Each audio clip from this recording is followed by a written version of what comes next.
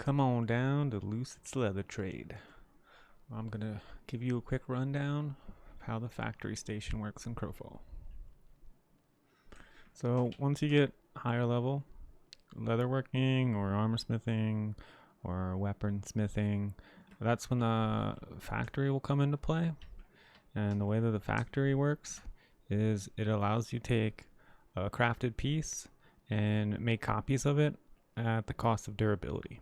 And this comes really useful when you're making a bunch of pieces and you get a piece that rolls really high, and instead of having to use mats and roll really high each time, you can just copy it at the cost of durability and still get the same stats.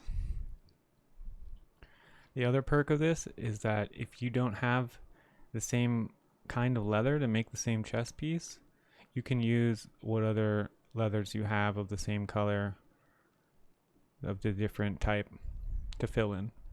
So you don't have to have the same kind. Same with the ore. So we're going to run down. I have basically all the stuff we need here, but I have gold because one item that you're going to need when using the factory is called bottled steam. Now you get that from the vendor right over here. The weapon crafting. It's 2,000 for 10. It's the only way you can buy it. So we get 10 of these. Now instead of making all the pieces with the different combinations, we can just copy this. I already have one. I rolled really good on this one. I rolled 102% on this. So the piercing damage is 7.9%. and the stealth is 2.26, so this is a really good roll, and it's a really common stat that I make on chess pieces because a lot of assassins and such use piercing damage. So I felt like this would be the perfect chess to copy and show how the factory works. So now we'll start out by putting the chest we want to copy in there, which is going to be this 102 chest. And then we throw in a bottled steam. But now, as you can see, we still need the dust, and now we need bonded leather. Now we need a total of 13 bonded leather and 2 metal billets.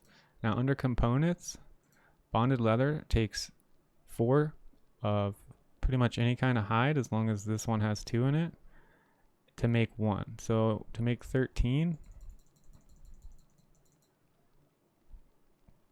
we're going to need roughly 52 hide. And since you can kind of use whatever, I usually just use whatever I have in bulk that I'm not using.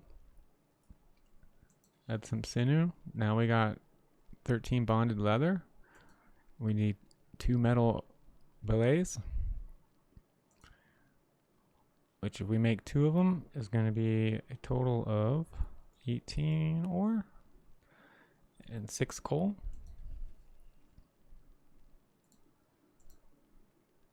We'll go back, fill these in, chest piece, dust, and steam. So now we have our parts.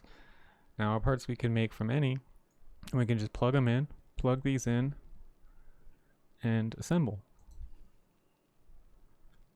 And now we just copied the chest piece we had before, and we get to rename it, add the factory copy, and the original loses durability.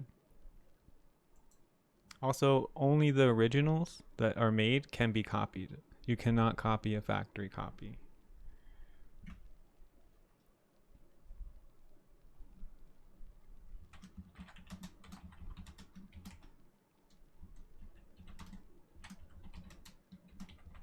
Just call it the first copy of the boom boom and take it. Or maybe it's not going to let us. There we go.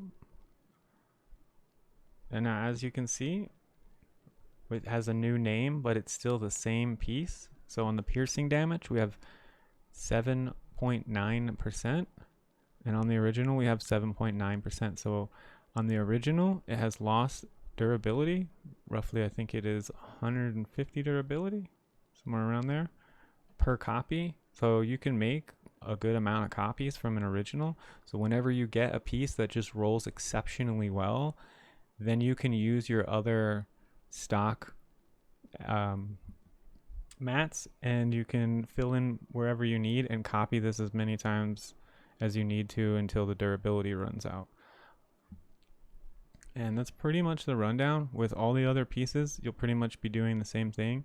You'll be making the bonded leather and the metal belays and putting the original piece in and copying them and adding bottled steam. So it's a pretty easy to use function, and it becomes handy once you start rolling and you find pieces that you really want to duplicate because they've rolled so high. And that's pretty much it. That's the quick rundown. If there's any questions, man, hit them in chat. You guys know I'll get you back. Or come by the stream and I'll help you the best I can. I also sell custom sets. Let me know. Have a good day, everybody.